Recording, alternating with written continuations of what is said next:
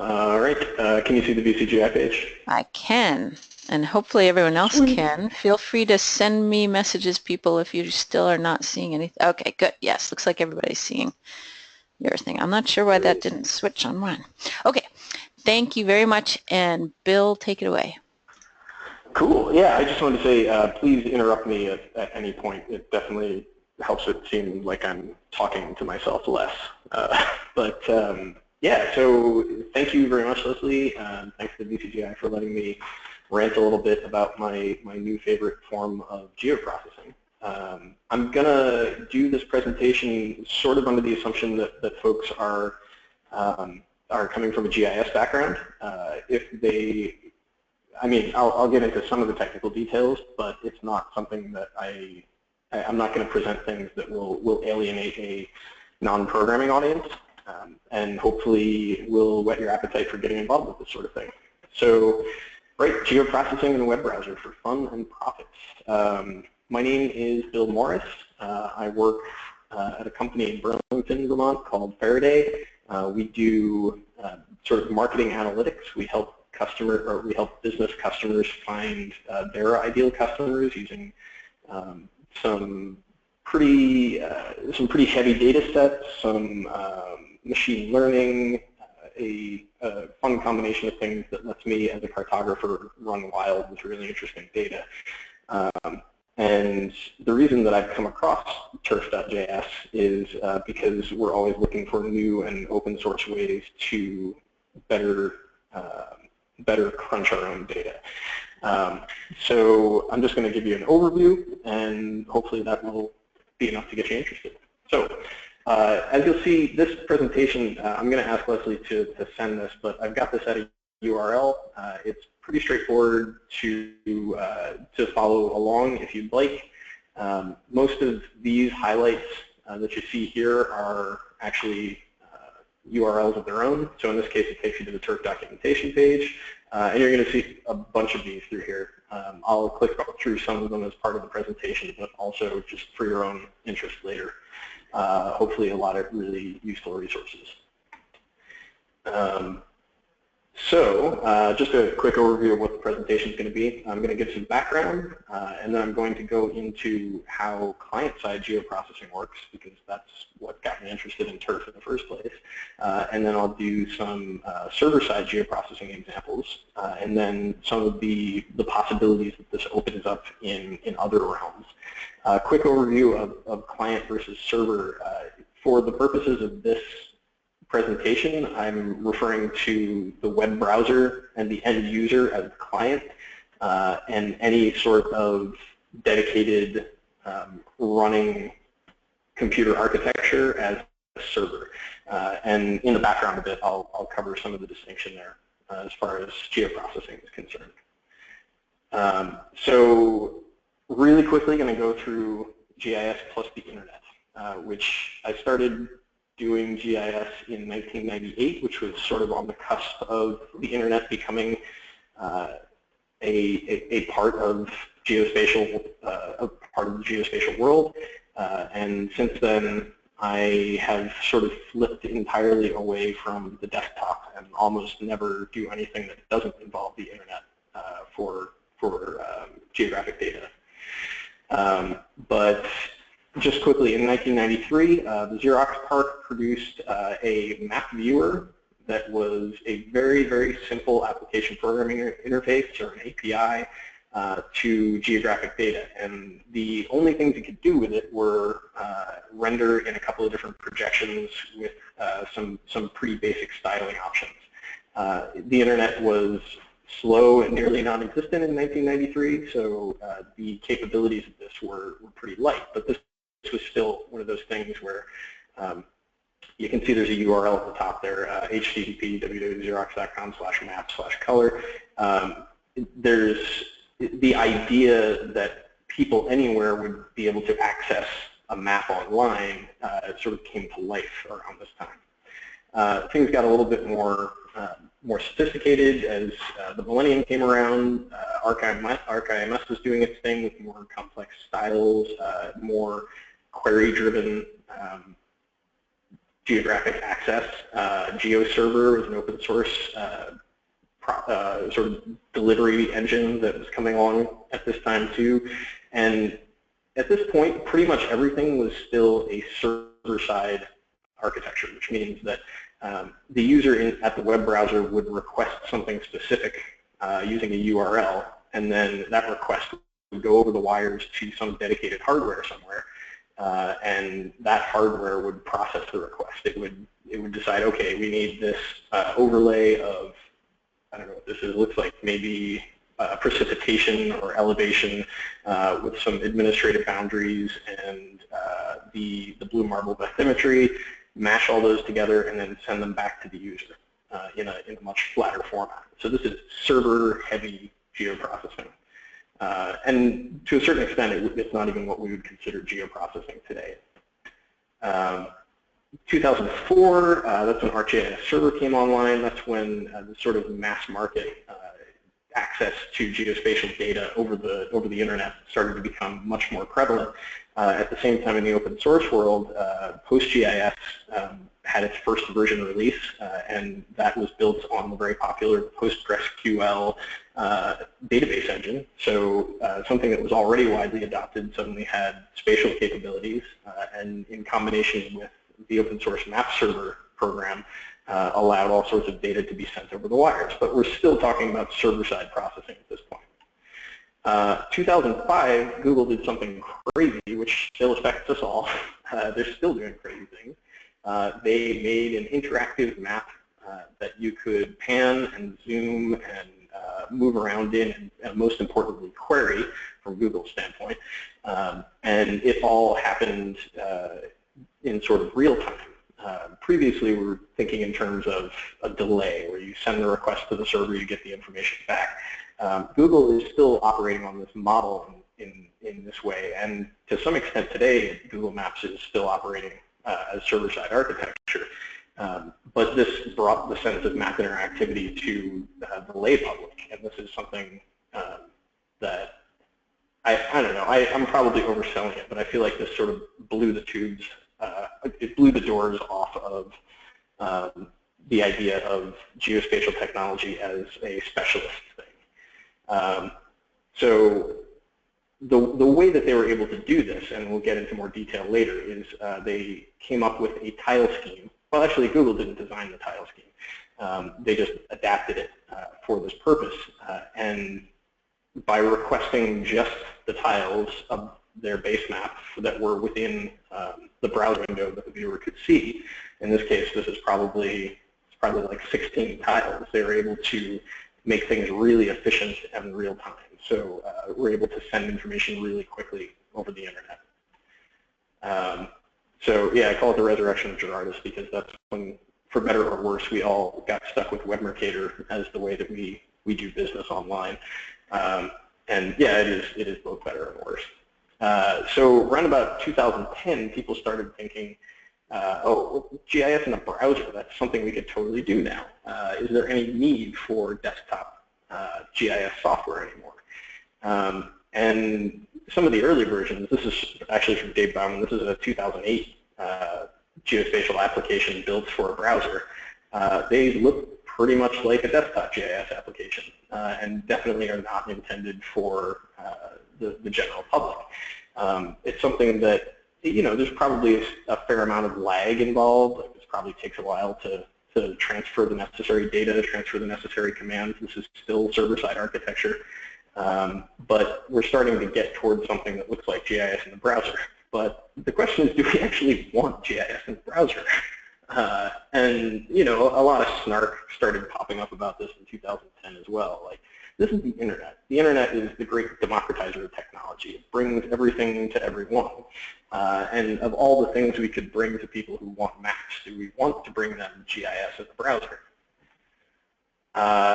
Whether or not we actually want to, and we'll get into that more. As of last year, this is entirely possible with client-side architecture.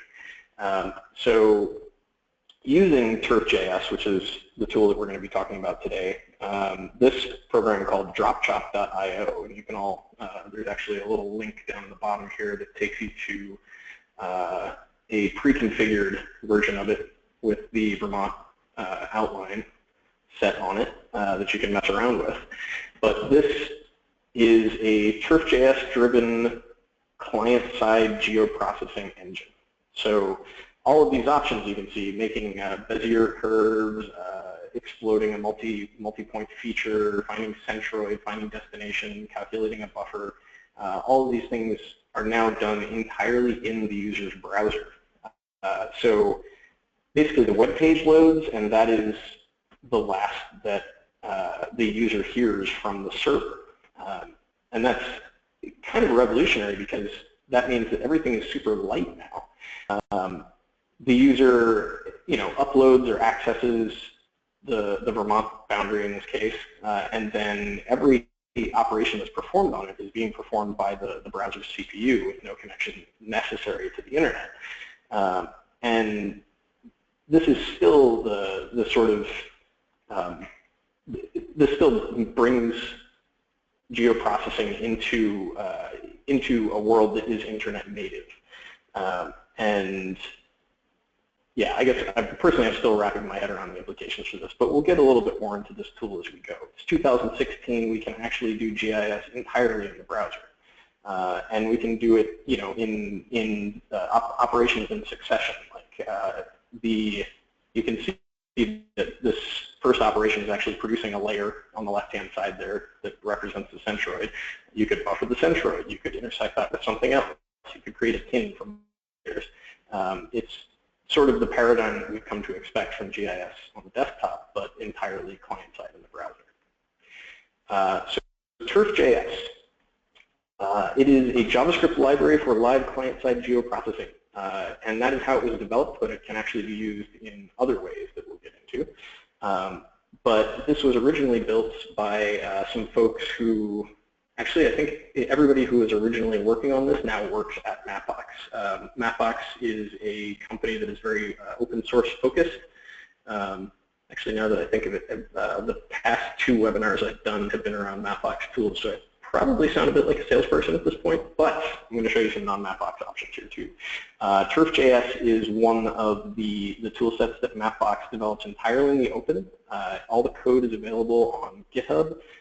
You can collaborate, you can post issues, feature requests, concerns, things like that. Turf is really intended to be a modern geospatial engine, and they are dedicated to building that entirely in the open, which is part of what makes this so much fun. It can be adapted for anything.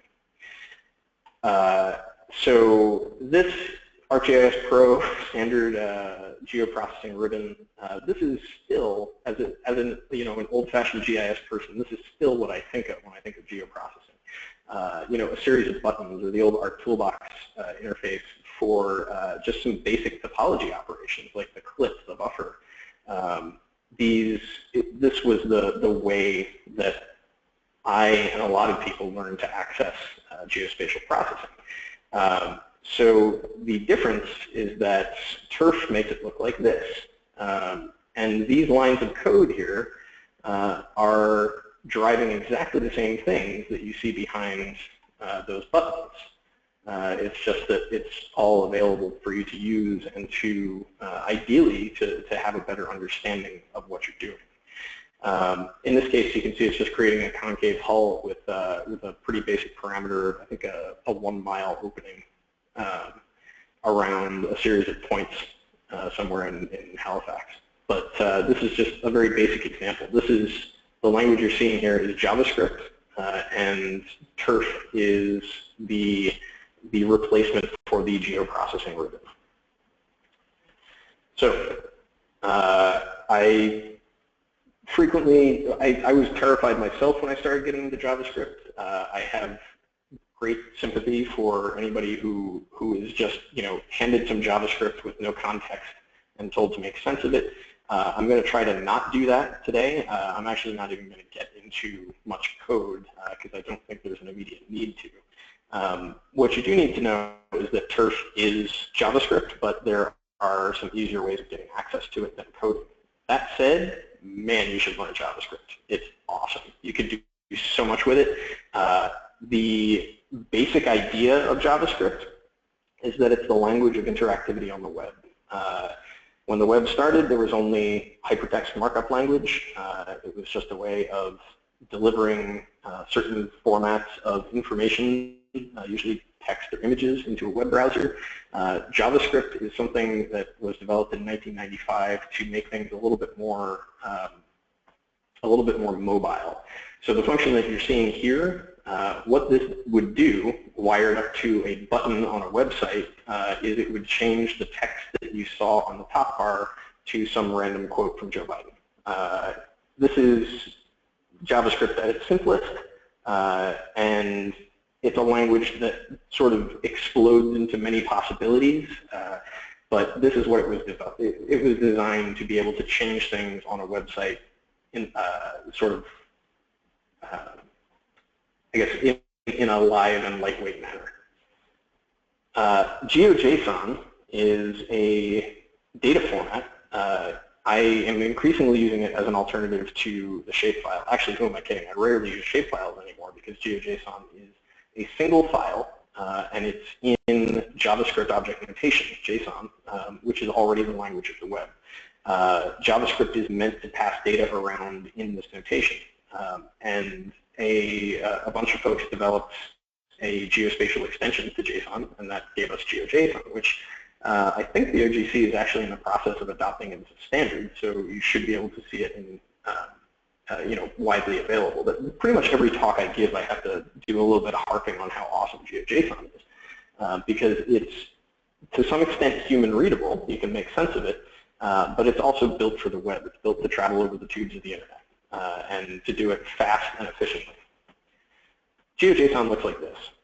When you open a text editor, you see a series of brackets and parameters. JSON also looks like this, but this is the sort of thing that, as a geographer, I can make a certain amount of sense of. I can see that this is a feature that has a bunch of properties for styling.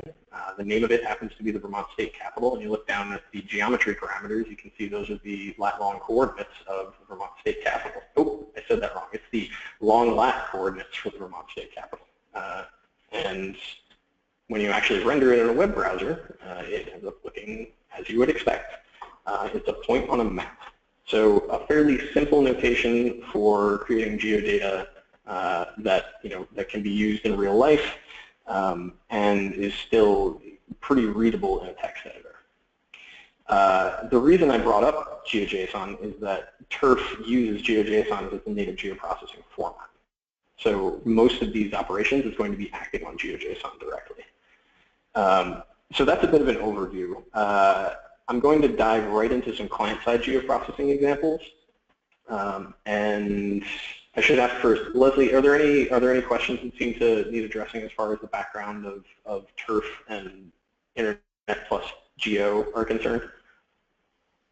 No, I think everyone else, just like I, has been transfixed by that little history. That was cool. Or hammered into submission. I apologize. No, I liked it.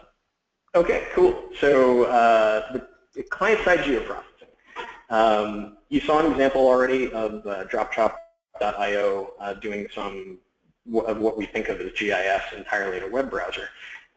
And if you're following along in using this URL, on slide 30, just going to start with a pretty basic example. So let me open that link up. So got that available. So we're going to create some data. And to do that, we're going to use a tool called geojson.io.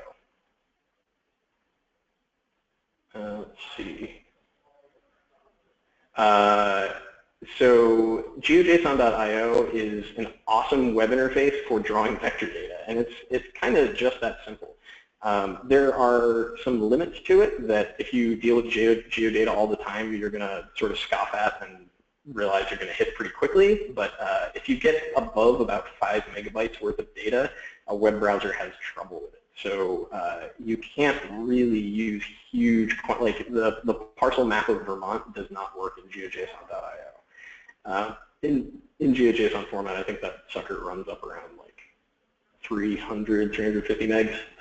So to those of us accustomed to large geospatial data sets, it's not going to work. But For the rest, and for all those applications where you don't need huge data, it works fabulously to do small things. So I'm going to pretend that I am a, let's see, how was I going to do this? Okay, I'm going to say that I have a service territory. I offer a product that's from South Burlington all the way down the 89 corridor to Rutland, and mostly in Vermont. So that's my hastily drawn service territory. I'm going to save this, and this is not actually going to save it to my local file system, although that's an option if I hit GeoJSON. I'm going to save it as a GitHub gist, which is basically just a code snippet at a URL. And it's going to give me the ID for that URL right here, and also up here. So I'm going to save that URL, and I'm going to bring that data over to dropchop.io and do some geoprocessing with it. So again, this is a link. This will take you directly to the site in question, and we are going to do some pretty basic stuff with it. These GIFs are here to show you how to load this data in for future reference, but I'm just going to go ahead and do it live. So you go to Add Data, import file from a gist, although you can see there are some other ways of doing it, including an ArcGIS server feature service. And then just plug that copied gist ID in here, and then execute it. And there's the data available for geoprocessing. So I'm going to go out on well, I'm going to come up with a crazy scenario that doesn't necessarily, it's not necessarily going to reflect real life. But I am going to say I want to know where all the hospitals go within within 20 miles of my service area are. So first I'm going to buffer this thing out to 20 miles, and then execute, and there's the buffer. Then I'm going to add some extra data. I'm going to use the overpass API, which the syntax for it is a little bit hard to get used to, but what this does is it gives you a window into the OpenStreetMap database, which, I mean, you can see from the background map, OpenStreetMap is humongous. The number of points of interest, the number of towns, the number of pieces of infrastructure that are available through it are incredible and growing larger every day. I would be remiss if I didn't evangelize a little bit about OpenStreetMap in the course of this. So I'm just going to do a quick search for hospitals and add those to the map as a layer. And hopefully it's not too many either. Oh, that's going to go. So it's going out to the API, it's grabbing the data, it's hopefully going to bring it back fairly rapidly. Actually, you know what? If it doesn't, I'm just going to go closer. It's possible this is grabbing like 3,000 hospitals from the area. There we go.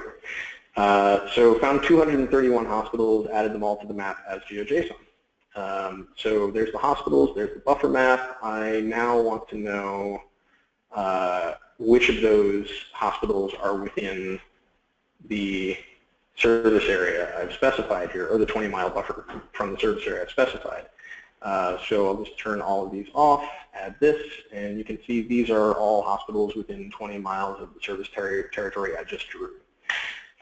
This is like the simplest geoprocessing example that probably any of you have ever come across. Pretty basic stuff, but there's something fairly interesting in our execution of it, which is, oh, incidentally, you can then save as topo.json, as GeoJSON, as a shapefile, any of the results of an analysis here. But what we did here is we created geodata, we moved geodata, we geoprocessed it, all in the browser. We never actually used a server to do any of that. So it certainly didn't require a desktop application. It didn't really even require moving beyond the web browser. And that's the sort of thing that I still have to remind myself is happening, because it blows my mind that it's possible to do all of this. This example is something that I hope shows off the power of turf to the GIS audience. This is the power of the tools we're accustomed to, but entirely connected to the internet, entirely married to the network. And as we go through some of the examples that I'm going to show here, just keep in mind that this is really just scratching the surface. Turf has only been around since 2014, and it is still a fairly rough tool. Like, there's a lot that needs to be improved. There are more topology operations that need to be added. This is going to be in constant advancement, and my imagination sort of fails me. Like, there are all sorts of things that I'm not considering that this could be used for. But let's just go on a quick tour of some of the things that it's already being used for. So that's GIS in the web browser. We already did that. I honestly have no idea why Joe Biden is my theme right now. It's just there's a lot of GIFs of him laughing.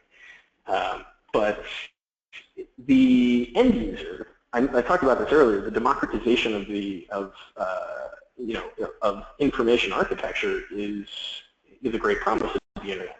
That we're maybe all of us who are involved in this right now, we're all geospatial information specialists. But this sort of thing is being used in day-to-day applications by users of all levels of technical ability. And the sort of things that they're going to be concerned with are specific tasks and specific stories. And this is just a side note that there was a great sort of informal study done by I think it was the head of Denver's GIS department a couple of years ago, where they looked at all the web applications that they had spun up using all of the rapidly advancing geospatial tools for the web, and they just ran analytics on everything and tried to get a sense of what users were interested in. And they found that the fewer capabilities an application had, the fewer geospatial things it was trying to do, the more people used it. So these very narrowly focused processes are what people are looking for. People rarely toggle the options on Google Maps looking for the terrain map. They rarely look for multiple types of query on a single interface. They're looking for specific tasks and specific stories. And turf is something that can be used to bring those to life pretty easily. So a couple examples of things that I've built. This one I actually just threw this together based on some Mapbox documentation, because honestly we all need to know where the nearest brewery in Vermont is to swimming holes around. This was a VCGI layer of cascades, and I forget the actual title of the layer, but it's open data available thanks to VCGI's fabulous database. And you can see there are some that are swimmable and others that are not. So let's just go in here, take a look. Bolton Falls, where can I get a beer from a craft brewery immediately after going swimming at Bolton Falls on a glorious summer day, much like the one we're apparently dealing with right now? Oh look, it's Prohibition Pig. That's the closest one. Let's see, what if I want to go up to Mossglen Falls? That'll be Idle Time Brewing. This is just checking, every time I click on any of these points, Turf is looking around in the data set of all of these breweries and seeing which one is closest. And it's not even a terribly accurate way to answer this question. This is looking at Euclidean distance, not network distance. There are ways to network distance, but just as a very simple example of geoprocessing in a browser, entirely client-side, this web map loads up the GeoJSON of the Cascades, and it loads up the GeoJSON of the breweries. Then it loads turf in, which turf is just a text file. It's nothing terribly complicated. And then once it has all of that in the browser, it doesn't need to connect to the internet at all to perform any of these operations. So yeah, Terrell Gorge, closest one is Lost Nation. All of these things are happening without an internet connection, without a server. It's all happening on the client. So clear a bit of this this out here. Again, some of the links here, VCGI's database, if you're not familiar with it, is, as far as I'm concerned, one of the best in the country. A fabulous selection of open data, and it really makes things like this possible. It really powers availability for the web. And then Mapbox's original documentation example here, I think it used like schools and nearest hospital. But the way that they work through the tutorial is fabulous. And if you're interested in starting with turf, you should use that example. I think I link it again at the end of this. Another application that I built using turf is just the halfway point. So this is, I forget what my original idea was. Oh, I was on vacation at one point, and a friend of mine was on vacation in a city nearby, and I was like, oh man, I have kids, I can't really travel that far. We realized, oh, if only there was a way to figure out how, like what the best bar was within, you know, exactly at the midway point between our two locations. So let's see, and so between Burlington and Boston. So turf on the fly calculates the midpoint of this line using the length function, and then casts a buffer around the midpoint. I think I had it set at about 10 miles, and then calls out to the Foursquare API for everything answering to the description of restaurant, cafe, bar, or cafe within that circle.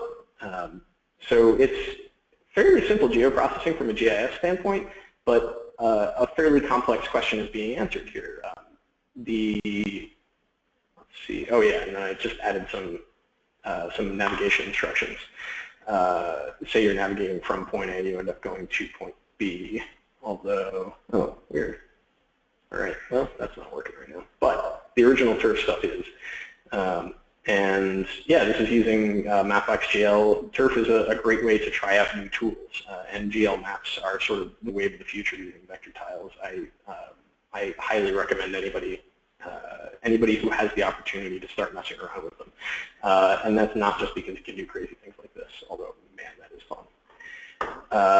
That is a distance function using turf. This is a buffering and containment function. This is an app written by Morgan Herlocker, who works at Mapbox. He's one of the core developers of turf, and this is one of the things that he built. I think he built this like 2 years ago at this point. That just shows a pretty basic example of how to use turf effectively with web data. And this is just checking if you're running on this route, which I guess is a race course in San Francisco. These are all the water fountains that are within 1,500 feet. Let's say, man, I don't want to go that far. Here are all the water fountains that are within 200 feet. Let's see. Yep. Moving on to the next. Server-side geoprocessing. So as I mentioned, we, oh, actually, let me stop for a second. Leslie, are there any questions about that section? Sorry, I had to unmute myself. Yeah, actually, let me pop those out. So the questions that I had, well, so Stephen asked a sort of a general question that you might want to still save till the end, but it was about how can someone in the Esri environment take advantage of turf? And Ernie asked a specific question about the data size limit. I'm not sure. So what he actually said was, does the data size limit Bill mentioned for GeoJSON mean one cannot geoprocess with turf with data sets of that size smaller than the Vermont parcel layer? Oh man, Ernie, I'm totally going to answer your question in a second here. Okay, yeah, maybe both of those are for a little bit later. Yeah, so wait, remind me of Stephen's question again. His was how you can take advantage of turf if you're working pretty exclusively in the Esri environment. Ah, okay.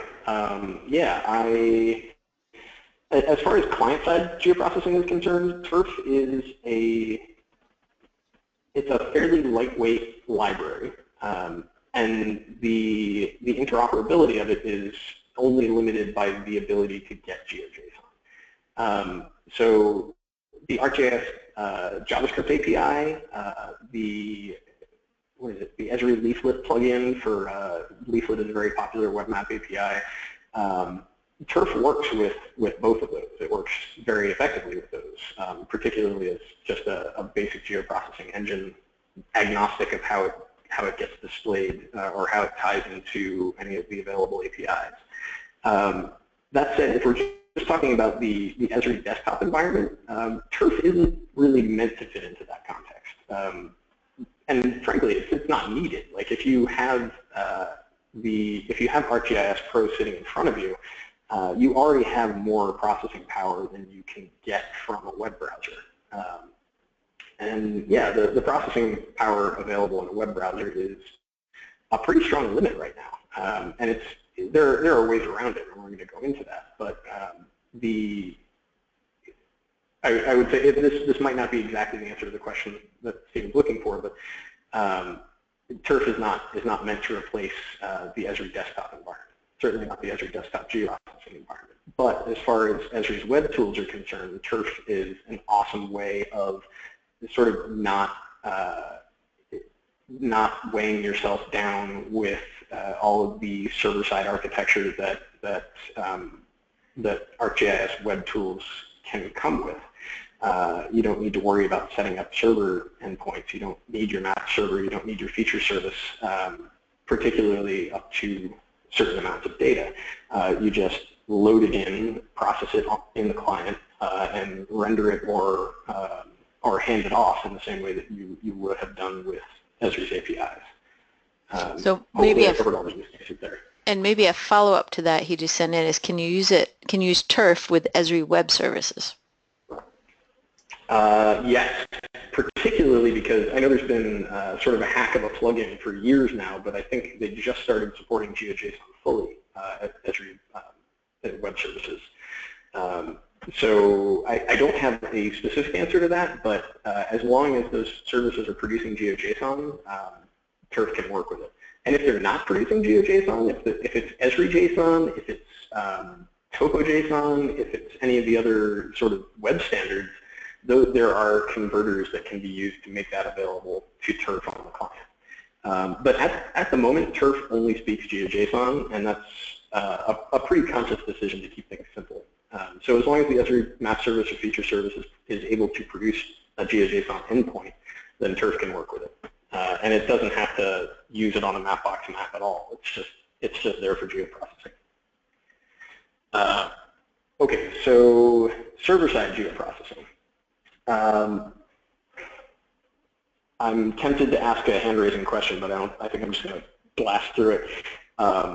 JavaScript is meant for a browser. It's meant for the web. It's meant to handle your interactions. It's meant to handle changing things on a web page, and that's how it was originally written.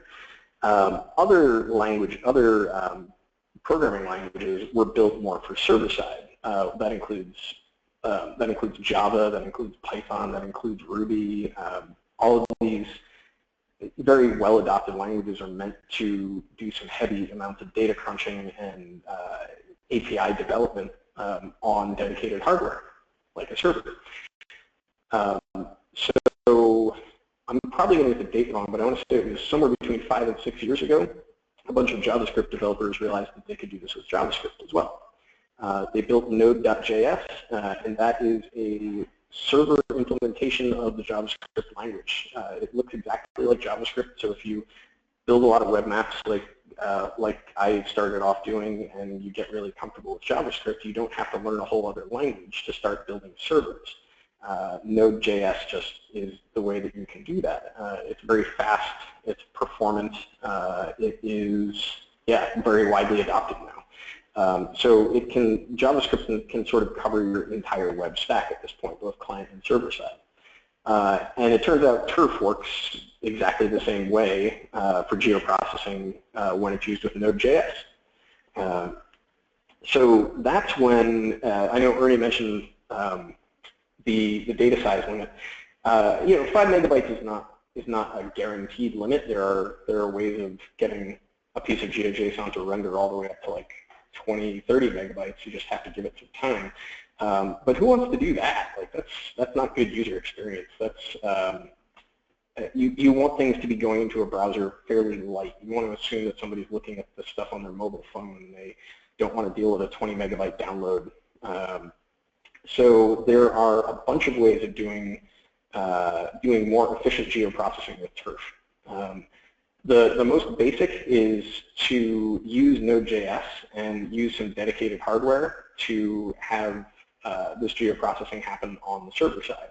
And this is now sort of a mirror of the geoprocessing that we already see being done with something like an ArcGIS feature service, where there's a powerful server doing all this crunching and then handing off the data to the client in a lightweight manner, in a already aggregated or processed manner.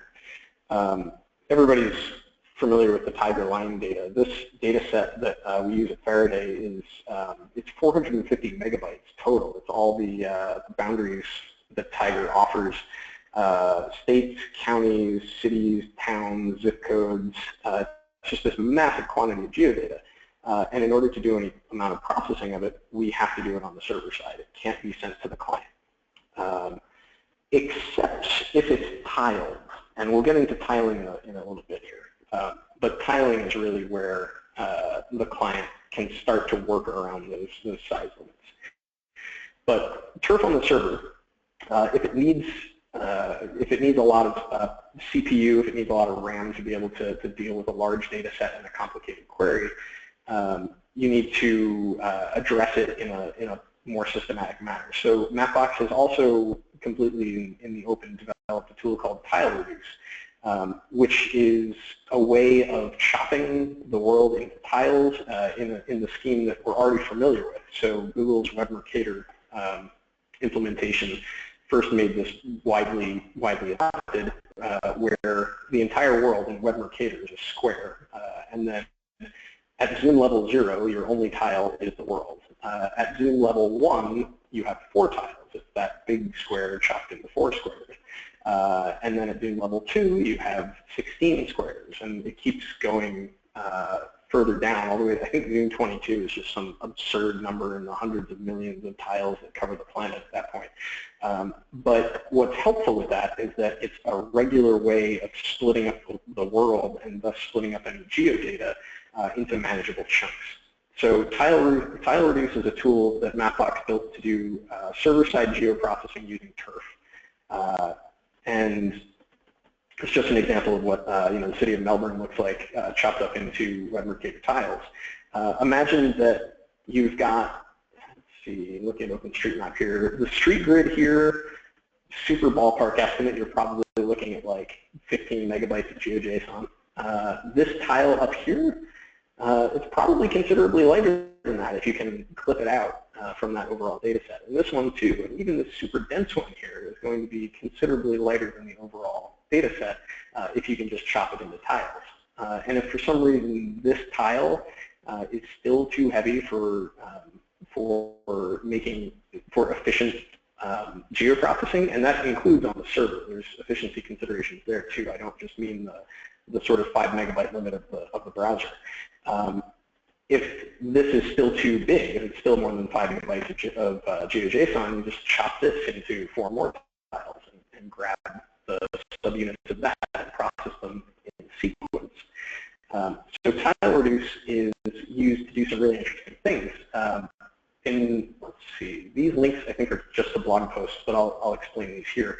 So Mapbox got access through a strategic partnership with Runkeeper to anonymized running route lines for, I think it was tens of millions of users, or not users, but tens of millions of specific paths that users had taken while they were going on runs. And Mapbox was very interested in improving OpenStreetMap's coverage of all types of data, and that includes the paths that people like to run on. And that's the sort of thing that might not necessarily show up in Tiger line data or in, even in satellite imagery. So they were given this massive Runkeeper data set, and they had the massive OpenStreetMap data set. We're talking upwards of, let's see, OpenStreetMap compressed is like 80 gigs last I looked. But decompressed and in a processable format, we're talking potentially terabytes of data. If you were to do a simple geoprocess, show me all of the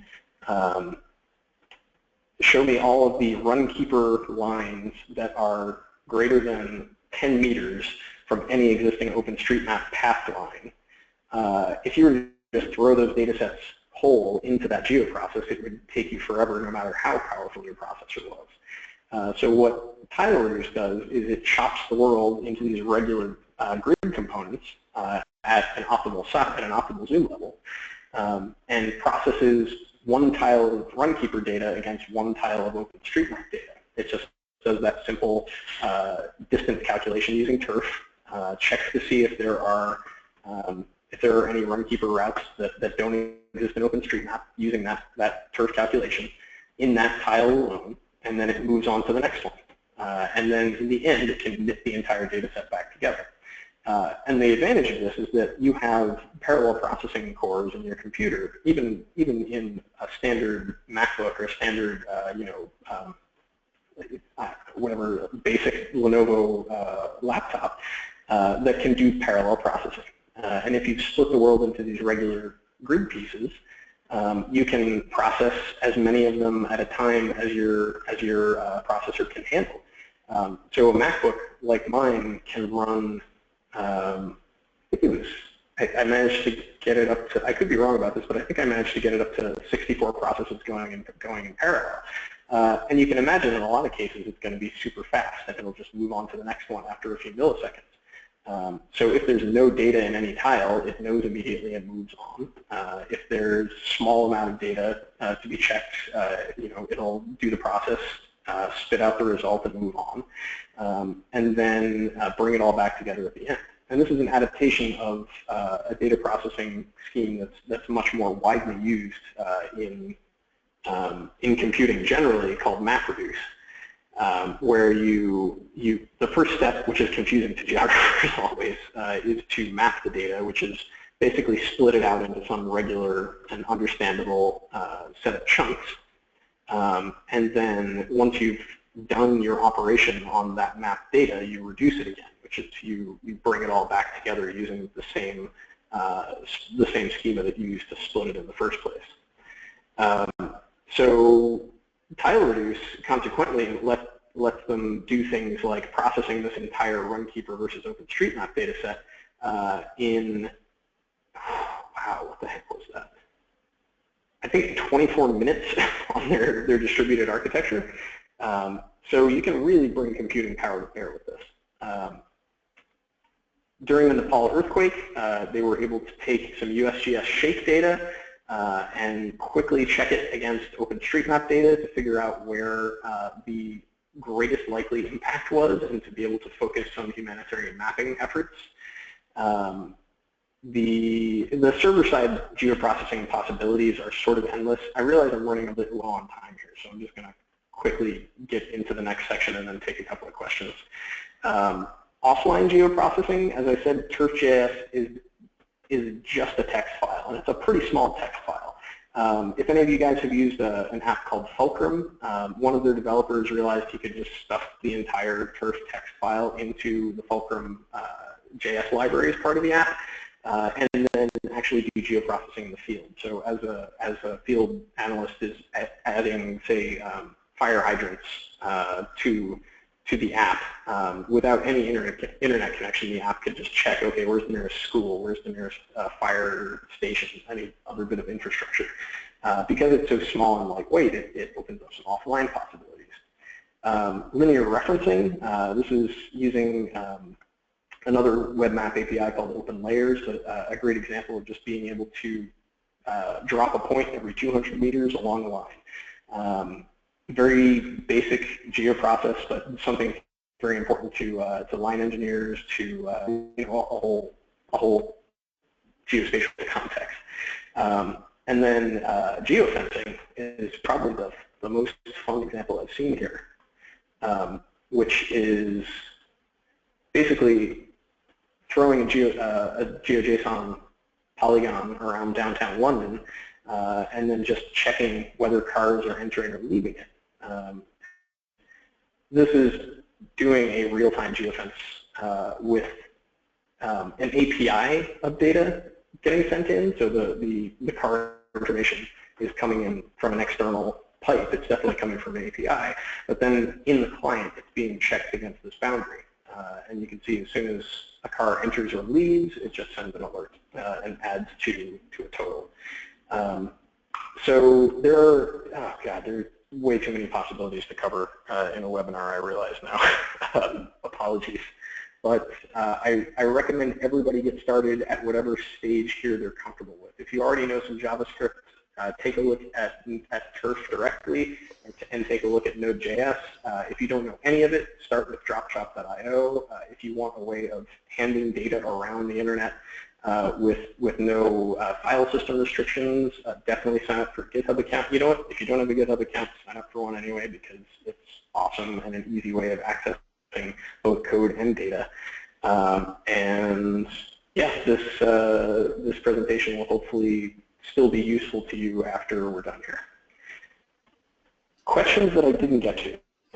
Okay, so everybody, this is your chance to send in your questions. I've got a couple here, but we'll take advantage of Bill as long as he has for us.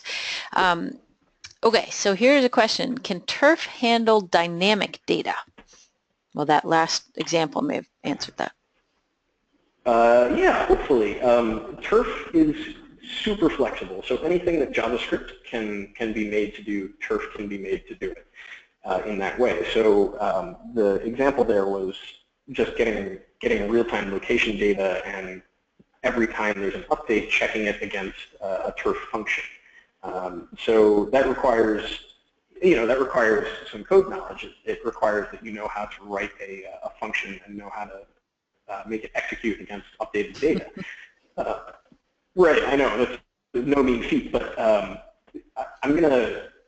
say this a lot, and we'll continue to say it. Just start with examples. Like, find a map that you think is cool, look at the source code, copy it, and just start tweaking things. Grab that example that I gave here, just look at the source code, and change the color of the boundary to start. See what happens. Change the way that, or the frequency with which turf checks for presence or exterior. Using examples is one of the easiest and, I would say, most sticky ways to learn this stuff. So actually, can you back up one slide and stay on that little list of, yeah, just sit right there. Yeah, just stay there for a second. And then Perry actually followed up on that question about dynamic data, and he said dynamic equals database views. Oh, interesting. Now I understand. Yeah. Go ahead. So, yeah. Okay, I might not be exactly addressing the point that Perry's hoping for here, but the way that I do geoprocessing these days is sort of, it's a Jekyll and Hyde situation. I'm very attached to PostGIS, and the fact that Faraday is sitting on a Postgres database means that I, for most server-side applications, have access to PostGIS and am very accustomed to using it. So as far as doing dynamic geoprocessing using turf on something that's sourced in a database, I would encourage you to think of it as geoprocessing that might happen on the client side only, and then be sent back. So if it's just a user has their location and turf loaded into a web browser on their phone, then that information, like that little geoprocess of getting a buffer around their location, that would be a client-side geoprocess you'd want to keep, and then that buffer could be sent back to the database to do any more involved geoprocessing. I'm not sure if that answered the question specifically, but I still am wrestling personally with the appropriateness of server-side geoprocessing versus client-side, and JavaScript versus relational database systems. Okay, and then one other question is from Andy, is what is the advantage of using turf over open layers? They work together. Open layers and turf are different things. the example that I showed here, so OpenLayers is an awesome and long-standing way of viewing maps on the web. It's just an interactive map API the same way that Google Maps is, the same way that Leaflet is, the same way that MapBox.gl is. It has its own syntax and it has its own way of doing things, but it has stood the test of time and it's still backing a lot of really cool applications. Turf is so flexible and so platform agnostic that it'll work seamlessly with OpenLayers. OpenLayers has sort of GeoJSON, I don't know if binding is the right term, but ways of accessing GeoJSON. So if you have an application built with OpenLayers, using Turf with it is seamless. Okay. Okay, and I think that's it. I don't see any more questions coming in right now. So just to remind everyone, this webinar was recorded and I will be posting it at the VCGI YouTube channel, which you can get to from the front page of our website. There's a little list of social media links there. And I want to thank Bill very much for doing the webinar, and he will also be sending along his PowerPoint, which remember has all these links in it, and I will be posting those at our website in the event archive once I get that. Okay, so thank you, Bill. Please hit me with any other questions as well. Yes, and if you have other questions. Always up for hearing how people are using this stuff. Great. Thank you. Cool, thank you. Have a great day.